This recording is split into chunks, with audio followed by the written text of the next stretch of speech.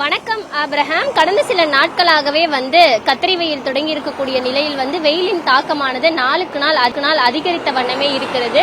வானிலை அறிவிப்பின்படி இன்றைய தினத்தை பொறுத்தவரையில் சென்னையை பொறுத்தவரையில் வெயிலின் தாக்கமானது மிகவும் அதிகமாக இருக்கிறது. தமிழ்நாடு அளவில் வெயிலின் தாக்கத்தை பொறுத்தவரையில் 3 டிகிரி முதல் 4 டிகிரி செல்சியஸ் வரை இயல்பை விட வெப்பநிலை அதிகமாக இருக்கக்கூடும் என வானிலை ஆய்வு மையமானது தெரிவித்திருக்கிறது. குறிப்பாக எப்போதுமே 2 டிகிரி முதல் 3 டிகிரி செல்சியஸ் வரையில் தான் அந்த வெயிலின் தாக்கமானது இயல்பை விட அதிகமாக இருக்கக்கூடும். இந்த நிலையில் 2 டிகிரி முதல் 4 டிகிரி வரை வெயிலின் தாக்கமானது அதிகமாக ஏற்படக்கூடும் என வானிலை ஆய்வு மையமானது இன்று ஒரு எச்சரிக்கையை கொடுத்திருக்கிறது. இன்றைய தினத்தை பொறுத்தவரையில் அதிகபட்ச வெப்பநிலை மதுரை விமான நிலையத்தில் 41 டிகிரி செல்சியஸ் வெப்பநிலையும், குறைந்தபட்ச வெப்பநிலையாக கரூர் பரமத்தியில் 23.5 டிகிரி செல்சியஸ் வெப்பநிலையும் பதிவாகி இருக்கிறது.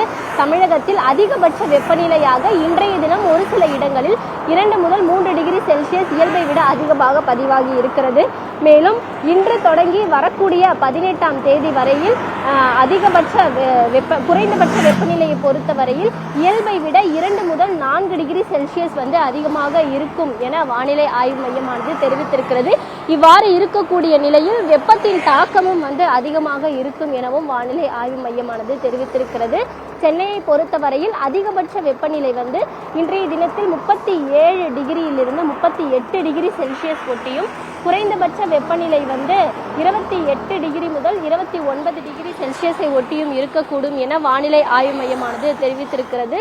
இந்த நிலையில் நாம் இருக்கக்கூடிய சாலையிலிருந்து பார்க்கும் பொழுதே தெரியும் அந்த சூரியனுடைய தாக்கம் எந்த அளவிற்கு இருக்கிறது என்று. ஏராளமான வாகனங்கள் செல்கின்றது. வாகன ஓட்டிகள் அனைவருமே ஒரு சிரமத்திற்கு உள்ளாகிதான் இந்த வெயிலில் பயணங்களை மேற்கொண்டு வருகின்றனர்.